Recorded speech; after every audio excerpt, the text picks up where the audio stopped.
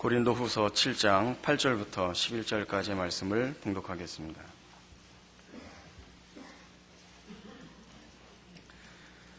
그러므로 내가 편지로 너희를 근심하게 한 것을 후회하였으나 지금은 후회하지 아니함은 그 편지가 너희로 잠시만 근심하게 한 줄을 알미라. 내가 지금 기뻐함은 너희로 근심하게 한 까닭이 아니요 도리어 너희가 근심함으로 회개함에 이른 까닭이라.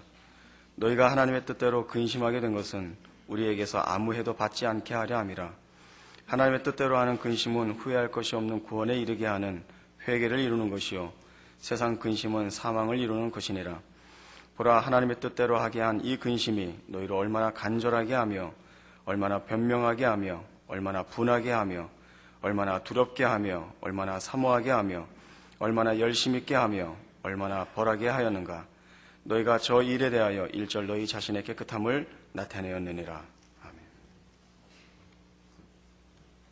오늘 읽은 본문의 내용을 잠시 살펴보면 이 편지 고린도후서를 쓰기 전에 사도 바울이 어떤 편지를 고린도 교회에 보냈다는 사실을 알 수 있습니다. 그 편지는 고린도 교회에 있는 문제들을 지적하는 내용이었고 교인들의 잘못을 질책하는 내용이었습니다. 그래서 내용이 굉장히 혹독한 편지였다고 전하고 있습니다.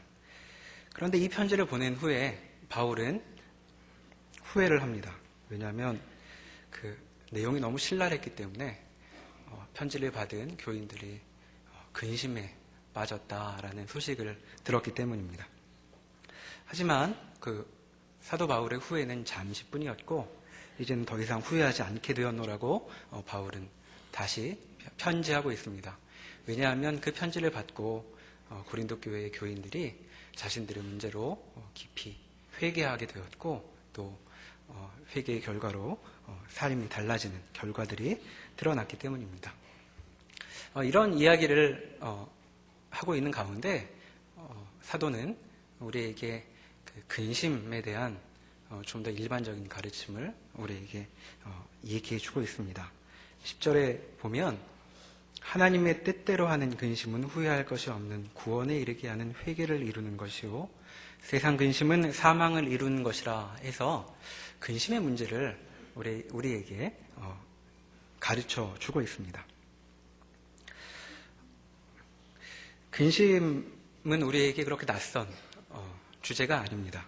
왜냐하면 우리는 살면서 늘 많은 근심에 사로잡히기 때문입니다. 근심을 다른 말로 표현하면 마음 아픔이라고도 할 수 있고 또 슬픔이라고 말할 수도 있습니다. 삶에 마음 아픈 일이 많이 있습니다. 그다지도 특별하거나 희귀한 일이 아니라 늘 있는 일에 가깝습니다. 연세가 많이 드신 성도들께서는 더 잘 아시겠지만 지난 날을 되돌아보면 근심이 없던 날보다는 근심이 있던 때가 더 많다고 느끼게 되는 것이 우리의 인생입니다. 그러니 근심은 특별한 손님이 아니라 우리와 삶을 함께 지나가는 동반자 가운데 하나라고 할 수 있겠습니다. 그런데 오늘 본문은 그렇게 우리가 삶에서 자주 만나는 근심에 대해 좀 다른 얘기를 해주고 있습니다. 근심은 인도하는 곳이 있다는 얘기입니다. 10절에 따르면 근심은 때로는 우리를 사망에 이르게 하고 또 때로는 우리를 구원에 이르게 한다고 가르치고 있습니다. 구원으로 인도하는 근심을 바울은 하나님의 뜻대로 하는 근심이라고 이름 붙이고 있고 죽음에 이르게 하는 근심을 세상 근심이라고 말하고 있습니다. 이렇게 보면 우리는 이 근심의 문제를 놓고 우리의 문제를 되돌아보게 됩니다. 지금 우리들도 삶의 정황에 따라 여러 근심들을 갖고 있을 텐데 그 근심의 끝은 어디일까 하는 물음이 그것입니다. 우리는 그 근심을 통해 사망으로 나아갈 것인가 아니면 구원으로 나아갈 것인가 묻게 되는 것입니다. 특별히 구원으로 이르는 그 근심에 대해 사도 바울의 가르침은 중간에 회개라는 요소를 하나 더 넣어서 얘기합니다. 따라서 우리는 그 10절을 앞에 두고 곰곰이 생각해 볼 몇 가지 질문을 얻게 됩니다.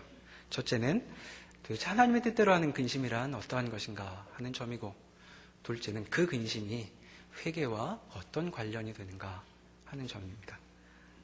또 하나는 과연 그런 근심은 어떻게 해서 우리를 구원으로 인도하게 할 것인가 하는 그런 질문들을 10절을 놓고 해볼 수 있습니다.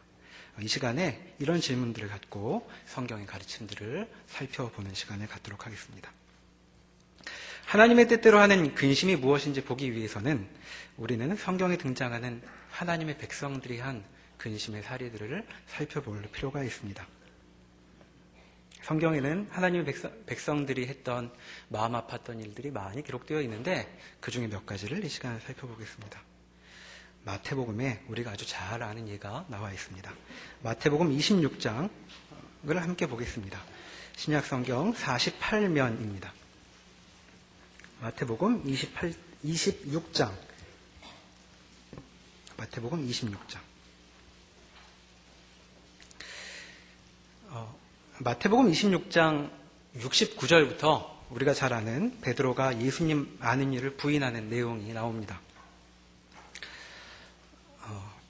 베드로는 예수님이 잡혀가실 때 뒤쫓아가서 예수님 근처를 서성거리고 있었던 모양입니다. 그런데 그 집에 있던 사람들이 베드로를 눈여겨보고 묻습니다. 당신 예수라는 사람과 함께 있지 않았습니까? 베드로가 부인하죠. 그런데 다시 묻습니다. 이제는 맹세를 하고 부인을 합니다. 베드로가. 그런데 거듭 3번째에 이르도록 또 묻습니다. 당신이 예수와 있는 것 내가 보았소 라고. 그때 베드로는 저주를 하고 맹세하여 말하길 모른다 라고 부인합니다.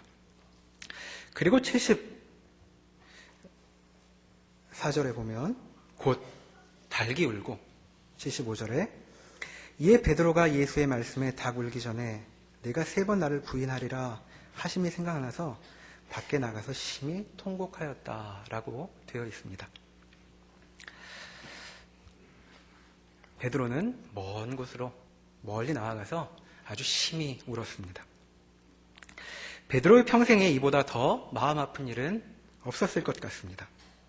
베드로가 이후의 삶을 복음을 전하는 일에 바치긴 했지만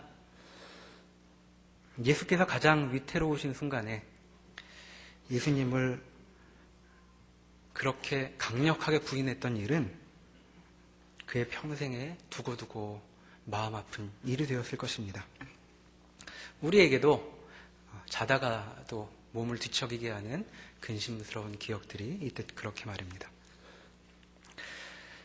마태복음 26장의 앞부분에 보면 31절에 이 예수님의 부인하고 관련된 사건이 기록되어 있습니다. 예수님께서는 잡히시던 날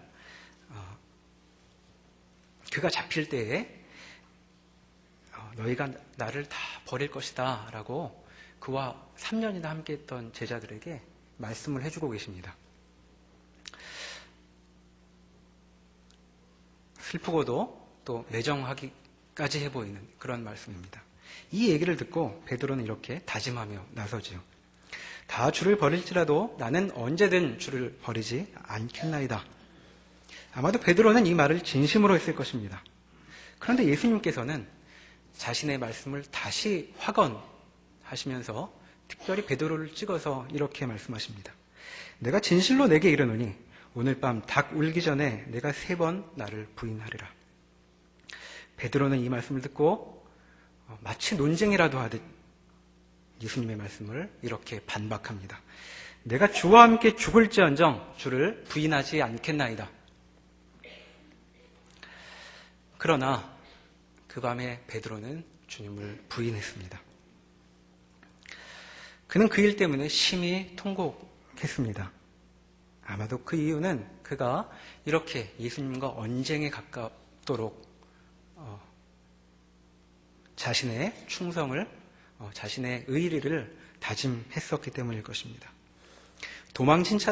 도망친 자들은 베드로뿐만 아니라 다른 제자들도 다 마찬가지였지만 베드로는 죽음을 감수하고서라도 예수님과 함께 하겠다고 제 다짐을 해둔 터여서 더욱 비참했을 것입니다. 결국 그의 근심은 그 자신이 초래한 셈이라고 말하겠습니다. 베드로의 진심과 결의가 그를 더욱 비참하게 만들어버리고 말았습니다. 그에게 진심이 있었지만 스스로를 버텨내지 말았던 것입니다. 이렇게 마태복음은 자신을 버텨내지 못한 사람의 아픔을, 슬픔을 우리에게 보여주고 있습니다. 하나님의 백성이 하는 근심의 예로 우리는 구약에서도 아주 유명한 사례를 찾아볼 수 있습니다. 사무엘 하로 가보겠습니다. 구약 성경 480면입니다. 480면 사무엘 하 12장.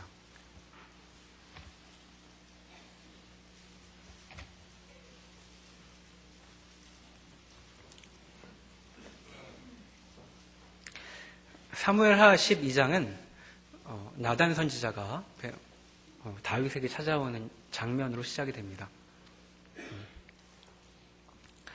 11장에 보면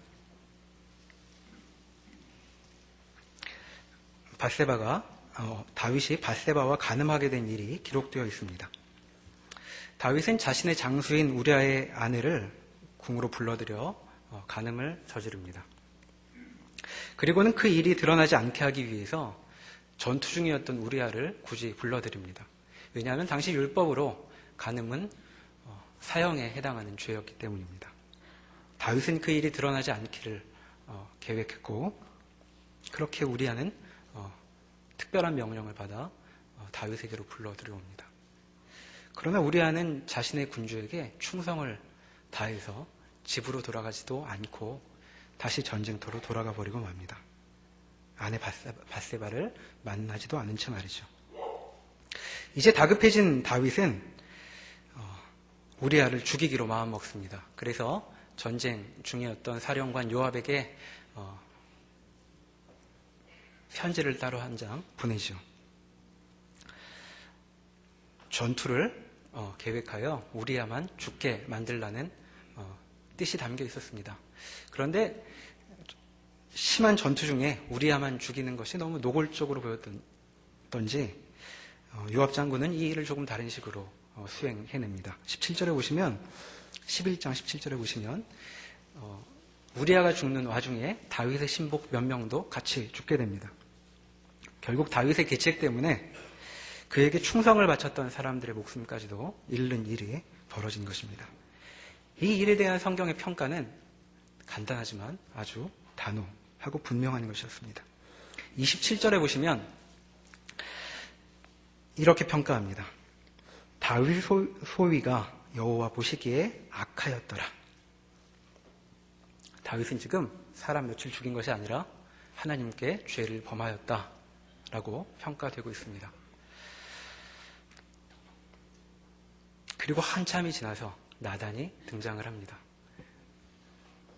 밧세바가 다윗의 아이를 낳은 이후에 선지자 나단은 다윗 앞에 와서 다윗의 잘못을 질책을 하죠. 그리고 그 질책을 받고 난 이후에야 다윗은 12장 13절에 있는 것처럼 이렇게 문제의 실상을 깨닫습니다. 다윗이 나단에게 이르되 내가 여호와께 죄를 범하였노라.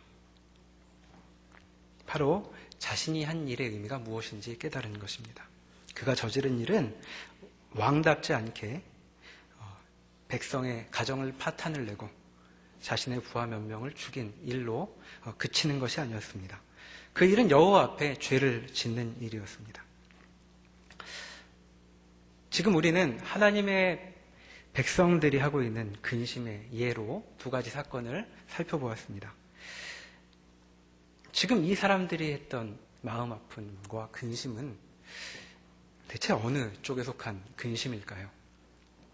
하나님의 뜻대로 하는 근심이겠습니까? 아니면 세상 근심이겠습니까? 우리는 베드로와 다윗이 인생의 결국에 이르도록 하나님의 사람으로 남아있었다는 사실을 알고 있습니다. 그렇게 보면 이들은 이 근심을 거쳐갔으나 사망에는 이르지 않은 셈입니다. 이들 두 사람의 이후 행적을 볼 때 베드로와 다윗은 이 근심을 거쳐 구원이라는 결말에 이르렀다고 말할 수 있습니다. 그래서 우리가 조심스럽지만 여기에서 말할 수 있는 점은 이들이 했던 이 근심은 세상 근심이 아닌 하나님의 뜻대로 하는 근심이었다 하는 사실입니다. 만약 이들이 했던 이 근심이 하나님의 뜻대로 하는 근심이라는 이름을 붙이기에 적당한 것이라면 대체 이들의 이 근심의 사례를 통해서 우리가 확인할 수 있는 바는 무엇이겠습니까? 하나님의 뜻대로 하는 근심에 대해서 이를 통해 우리가 무엇을 더 알 수 있겠습니까? 근심은 대부분 우리들이 저지른 일들로 생겨납니다. 우리들이 버려놓은 일이 우리의 마음을 아프게 하죠. 때로는 좋은 뜻으로 시작했던 일이 또는 악한 마음으로 시작했던 일이 결국에 우리의 마음을 짓누릅니다. 이것은 하나님의 뜻대로 하는 근심의 경우에도 마찬가지입니다. 베드로나 다윗의 경우에 그들이 했던 근심의 원인은 바로 그들 자신이었습니다. 베드로의 심한 통곡은 그 자신이 재촉한 것이었습니다. 그의 다짐과 결의가 심한 통곡을 이루어냅니다. 물론 그가 통곡하려고 다짐한 것은 아니었겠으나 그의 다짐은 그의 근심이 통곡에 이르도록 하는데 원인이 되어버리고 말았습니다. 한편 다윗의 경우는 훨씬 나쁜 원인을 갖고 있습니다. 그는 이 일을 겪고 나서 그 하나님께 드린 기도에서 자신의 심령이 지금 상하여 있다, 상한 심령이다라고 말한 바 있습니다. 달리 말하면 자신의 심령이 찢기웠다는 것입니다. 그런데 다윗의 마음이 왜 찢기워졌습니까? 바로 그 자신의 정욕 때문이었습니다. 우리 마음의 근심은 많은 경우 우리의 죄로 말미암습니다. 우리의 죄와 한계가 우리를 근심으로 몰아넣습니다. 먼저는 나 스스로를 괴롭히고 또 나의 죄와 나의 한계는 내 주위에 있는 사람들을 근심으로 몰아넣고 있습니다. 우리가 가족들 가운데에서 또 우리와 자주 만나는 사람들 속에서 얼마나 많은 근심거리들을 찾게 됩니까? 그뿐 아니라 이런 근심은 나만 받는 것이 아니고 나도 다른 이에게 던져주고 이렇듯 우리는 서로에게 근심거리를 던져주며 근심 속에 살아가게 됩니다. 이것이 우리의 실존이라고 말할 수 있겠습니다. 이렇게 보면 우리 삶에서 근심이란 떠나갈 수 없는 것이라고 할 것입니다. 근심하는 일이 없어질 수 없습니다. 괴롭고 애를 태우며 불안해하는 일은 우리를 떠나지 않을 것입니다. 왜냐하면 근심은 나와 내 이웃이 존재하는 한 늘 생겨날 일이기 때문입니다. 죄성을 지닌 우리가 사라지기 전엔 그 근심은 없어지지 않을 것이기 때문입니다. 그러니 이 세상에 근심이 없어지는 날은 없습니다. 우리가 우리의 근심을 놓고 주님 앞에 기도하게 될 때 우리는 이 점을 잊지 말아야 합니다. 우리의 인생은 근심으로부터 면제되지 않습니다. 우리가 아무리 기도해도 우리는 근심으로 가득한 인생을 뚫고 가게 될 것입니다. 왜냐하면 우리가 주님께 근심을 면제해달라고 기도할 때 우리는 알지 못한 채 우리 존재 자체를 거부하는 기도를 하는지도 모르기 때문입니다. 근심이 우리에게 예외적인 일이 아니라면 우리가 할 수 있는 더 옳은 처신은 근심이 없어지길 또는 그 근심으로부터 내가 무감각해지길 바라는 데 있는 것이 아니라 그 근심으로 가득한 인생을 꿋꿋하게 버티며 나아가는 것이라고 말할 수 있겠습니다. 근심은 그렇게 우리를 둘러싸고 있고 우리를 괴롭힙니다. 그런데 그런데 그 근심은 하나님의 뜻대로 하는 근심으로 우리에게 선한 결과를 낼 가능성을 갖고 있습니다. 정말 우리 근심으로 우리가 피할 수 없는 것이라면, 그리고 하나님의 백성조차도 그 근심을 피해갈 수 없는 일이라면, 이 근심을 우리는 도대체 어떻게 맞이해야 하는가 하는 것이 우리의 다음 관심사가 될 것입니다.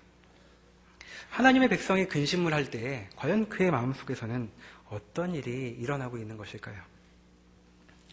이에 대해 우리는 아주 유명한 성경의 가르침을 참조해 볼 수 있습니다. 시편 51편입니다. 구약 838면입니다. 시편 51편.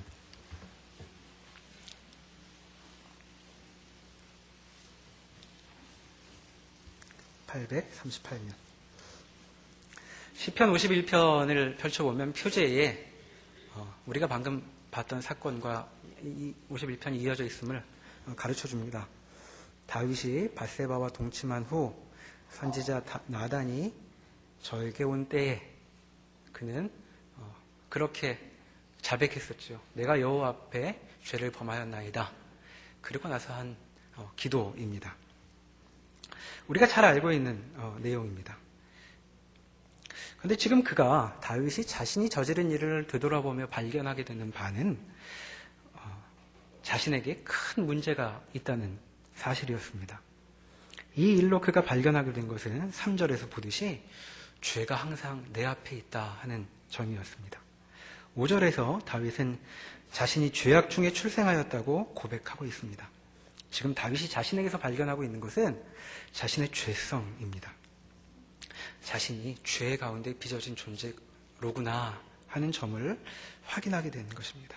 이 점을 확인하고 나서 다윗은 하나님께 자신의 바람을 토해놓고 있습니다. 지금 그가 하나님께 하고 있는 기도의 내용은 하나님께서 그저 이번 죄를 잊어주셨으면 하는 것이 아닙니다. 10절에서 보듯이 다윗이 지금 하나님 앞에 말하고 있는 바는 하나님께서 자기 마음에 깨끗한 마음을 새롭게 만드셔야 한다는 그런 토로였습니다. 그가 자신에게서 발견할 수 있었던 것은 17절에서 보듯이 상한 심령이었기 때문입니다. 다른 번역 성경은 17절을 이렇게 표현합니다. 하나님께서 원하시는 재물은 찢겨진 심령입니다. 오 하나님, 주님은 찢겨지고 짓밟힌 마음을 멸시하지 않으십니다. 지금 다윗이 말하고 있는 것은 바로 자신이 찢겨지고 짓밟힌 마음을 가진 존재라는 것이었습니다. 지금 여기서 다윗이 하고 있는 행동이 무엇입니까? 지금 다윗 마음속에서 벌어지고 있는 일이 대체 무엇일까요? 지금 그가 하고 있는 일은 탄식입니다. 지금 그는 자신이 범한 죄를 앞에 두고, 그리고 늘 그렇게 죄를 범할 수 없는 자기 자신을 앞에 두고 주 앞에 탄식하고 신음하고 있는 것입니다. 지금 다윗은 하나님 앞에 한 번만 기회를 더 주시면 제가 달라지겠습니다 하고 애걸하고 있는 것이 아닙니다. 그는 자신의 찢겨진 심령을 안고 신음하고 있습니다. 하나님 앞에 자신의 모습을 두고 한숨을 토해내고 있는 것입니다. 그에게 있는 한 가지 소원이 무엇입니까? 11절에 보면 하나님의 영을 거두지 말아 주십시오 라고 말하고 있습니다. 주의 면전에서 자신을 쫓아내지 말아달라고 지금 그렇게 구하고 있습니다. 다윗은 자신이 범한 죄로 인해, 그리고 늘 죄를 범할 수밖에 없는 자신의 존재로 인해 주님으로부터 추방될까 두려워하고 있는 것입니다. 자신의 정욕으로 일을 다 그르쳐 놓고도 다윗의 이 근심을 하나님의 뜻대로 하는 근심이라고 우리가 부를 수 있는 이유는 바로 이런 점에서 확인할 수 있습니다. 지금 주님 앞에서 고개를 들지 못한 채 신음하고 있는 것입니다. 이런 일을 우리는 회개라고 부릅니다. 오늘의 본문인 고린도후서 7장에서 하나님의 뜻대로 하는 근심이 회개에 이르게 한다라고 되어 있는데, 이 말은 고린도 교회 교인들에게 해당하는 내용이었습니다. 고린도 교회 교인들은 바울의 편지를 받고 몹시 근심하였습니다. 그들은 사도의 책망에 두려워 하나님 앞에 자신의 행위를 진지하게 돌아보며 마음을 조아리고 있습니다. 이들의 근심이 참으로 심한 것이었기에 바울은 그들의 탄식을 보며 후회하게 될 정도였다고 말하고 있습니다. 잘못을 저지른 뒤에 회개하면 된다. 회개하라 라는 말을 우리는 흔히 듣습니다. 그런데 회개는 내 마음대로 내가 마음먹을 때마다 할 수 있는 그런 행위가 아닙니다. 혹 우리가 마치 무슨 수학 공식을 대하듯 죄를 지으면 회개하면 돼 라고 말하고 만다면 우리는 실상 회개가 무엇인지 전혀 모르고 있는 셈입니다. 회개란 다윗이 보여주듯 우리의 존재가 우리 자신이 얼마나 죄에 휘둘리며 사는 존재인가 하는 사실을 앞에 두고 근심하는 사람만이 할 수 있는 일이기 때문입니다. 그리고 그렇게 죄 짓는 일이 하나님 앞에 얼마나 무서운 일인가를 아는 사람만이 할 수 있는 일입니다. 잘못과 죄에 기계적으로 회개가 이어지는 것이 아닙니다. 우리의 잘못과 죄가 우리에게 신음과 통곡을 가져오게 될 때 비로소 우리는 회개하는 것이죠. 이렇듯 하나님의 뜻대로 하는 근심은 우리에게 탄식을 불러일으킵니다. 우리의 매일의 근심에 이와 같은 주님 앞에서 하는 신음과 탄식이 있는가 하고 돌아봐야 할 일입니다. 다윗은 탄식하였고 베드로는 통곡하였습니다. 그러면 이제 이들을 기다리고 있는 바는 무엇일까요? 그들의 탄식과 통곡이 어떤 결과를 만들어내겠습니까? 그들은 그저 지금 자신의 모습에 가슴을 치고 있을 따름입니다. 하루 종일 가슴을 친다고 하여 대체 무슨 변화가 있게 될까요? 결국 이들이 아무리 탄식과 통곡으로 자신의 잘못을 돌아본다고 하여도 그들의 근심은 해결되지 않을 것입니다. 왜냐하면 이들은 자신들의 죄성을 해결할 능력을 갖고 있지 않기 때문입니다. 이들이 할 몫은 그저 근심뿐입니다. 그러면 이들의 근심은 어떤 결과를 가져오겠습니까? 고린도후서의 말씀처럼 근심은 사망을 가져오는 것이 자연스러운 결과입니다. 우리가 잘 알고 있는 표현처럼 근심은 우리의 뼈를 마르게 하고 그런 근심으로 계속되는 나날은 우리를 죽음으로 인도하는 것입니다. 그런데 사도는 우리의 이런 상식과는 다르게 다른 길을 하나 열어놓고 있습니다. 사도는 하나님의 뜻대로 하는 근심은 그 근심이 인도하는 곳은 사망이 아니라 구원이라고 가르치고 있습니다. 이 일이 가능한 이유는 대체 어디에 있을까요? 다윗과 베드로를 아무리 살펴보아도 우리는 그들 속에서 발견할 수 있는 구원의 길은 보이지 않습니다. 그러니 구원이라는 것이 사도의 가르침처럼 그렇게 있다면 그 가능성은 베드로와 다윗 밖에서야 발견될 수 있을 것이라고 말하게 됩니다.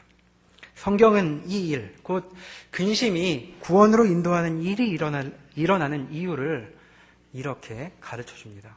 이사야서 50장으로 가보시겠습니다. 구약성경 2029면입니다. 1029페이지. 1029면. 이사야서 50장입니다.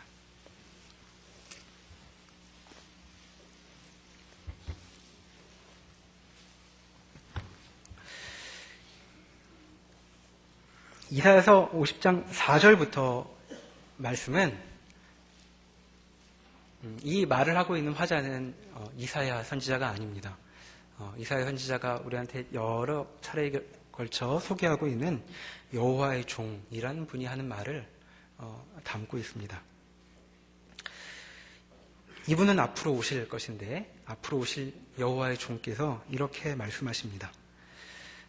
주께서 학자의 혀를 내게 주사 나로 곰핍한 자를 말로 어떻게 도와줄 줄을 알게 하시고 아침마다 깨우치시되 나의 귀를 깨우치사 학자같이 알아듣게 하시도다. 이분은 지금 하나님께서 자신을 학자같이 지혜롭게 말할 수 있게 해주셨다고 그렇게 말하고 있습니다. 그런데 이 일이 필요한 것은 이 여호와의 종께서 하실 일이 곤핍한 자를 도와주는 데 있기 때문입니다. 10절에 보면 너희 중에 여호와를 경외하며 그 종의 목소리를 청종하는 자가 누구뇨? 흑암 중에 행하여 빛이 없는 자라도 여호와의 이름으로 의뢰하며 자기 하나님께 의뢰할지어다 하고 말합니다. 4절에서 말하는 곰핍한 자는 마치 흑암 중에 행하여 빛이 없는 자와 같은 그런 사람입니다. 바로 그와 같은 자를 도우러 여호와의 종께서 오실 것입니다. 그와 같은 자, 곧 근심하고 신음하는 자를 도우러 오실 분이 있다고 이사야 선지자는 지금 예언하고 있는 것이죠. 이 예언이 어떻게 성취되는가 우리는 잘 알고 있습니다. 마태복음 11장에 이 예언의 성취가 이렇게 소개되고 있습니다. 마태복음 11장 신약성경 18면입니다.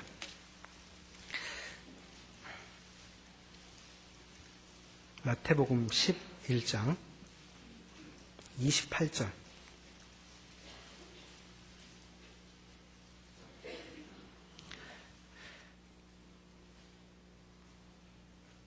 수고하고 무거운 짐진 자들아 다 내게로 오라 내가 너희를 쉬게 하리라.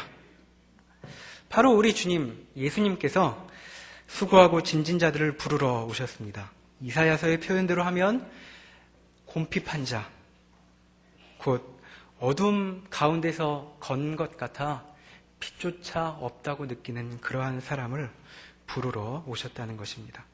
그리고 그들을 쉬게 할 것이라고 말씀하십니다. 우리가 잘 알고 있듯 예수님께서 이들에게 주시려고 하는 것은 잠깐 있는 휴식이 아니라 궁극적인 구원이라는 점을 우리는 잘 배워 알고 있습니다. 오늘 우리가 살펴본 통곡하는 베드로, 탄식하는 다윗이 바로 그런 사람들로서 주님 앞에 서 있는 것입니다. 결국 근심이 구원으로 인도되는 것은 근심한 자를 불쌍히 여기시고 불러주시는 구원자가 계시기 때문입니다. 근심이 구원의 결과에 이르는 것은 그의 근심이 무슨 문제를 해결하였기 때문이 아니라 그를 도우러 오시는 분이 있기 때문입니다. 2000년 전 고린도 교회 교인들이 그러했듯 우리도 우리의 부족함과 죄로 빚어진 일들 때문에 근심하며 하루를 채울 때가 많이 있습니다. 죄성을 지니고 있는 한 우리의 근심은 끊이지 않을 것입니다. 지금도 우리는 스스로를 그리고 이웃을 근심케 할 많은 일들을 벌이고 있습니다. 그리고 우리는 이 일로 신음하고 또 뼈가 쇠잔해지고 있습니다. 그러나 성경은 이 근심이 그저 우리의 뼈를 쇠하게 하는 일로 끝나지 않을 것이라고 우리에게 가르쳐 줍니다. 하나님께서는 우리의 신음과 탄식 가운데에서 당신의 은혜를 우리에게 주십니다. 우리를 신음과 탄식 속에 쓰러지게 하지 않으시고 우리를 불러주십니다. 빛이 없는 자 같은 우리를 불러주십니다. 그와 같은 주님의 은혜로 우리는 근심 속에서도 하나님께로 더 가까이 나아가고 있는 것입니다. 우리는 겉으로 보기에는 모든 사람들이 동일하게 하고 있는 것과 같은 근심과 탄식으로 우리의 인생을 채워가고 있습니다. 하지만 우리의 근심은 우리의 목을 조이는 그런 결과에 이를 것이 아니라 우리를 주님의 나라로 더욱 가까이 인도하는 선한 일로 변화하게 될 것입니다. 우리 주님께서 이 근심을 통해 우리를 구원으로 인도하실 것이기 때문입니다. 바로 우리는 이런 주님을 찬양하기 위해 이 자리에 모여 있습니다. 기도하시겠습니다. 주님, 우리가 근심 많은 자들로 이 세상을 살아갑니다. 우리의 부족함과 죄가 우리를 눌러올 때에 주님 앞에서 신음할 수 있도록 도와주십시오. 우리가 주님 앞에 탄식할 수 있도록 도와주십시오. 우리의 구원자이신 주님 앞에서 이 일이 선을 이루시는 주님의 놀라운 손길을 경험하는 귀한 은혜의 시간이 되게 하여 주시옵소서. 주님, 우리를 불러주셔서 감사드립니다. 예수님 이름으로 기도합니다. 아멘.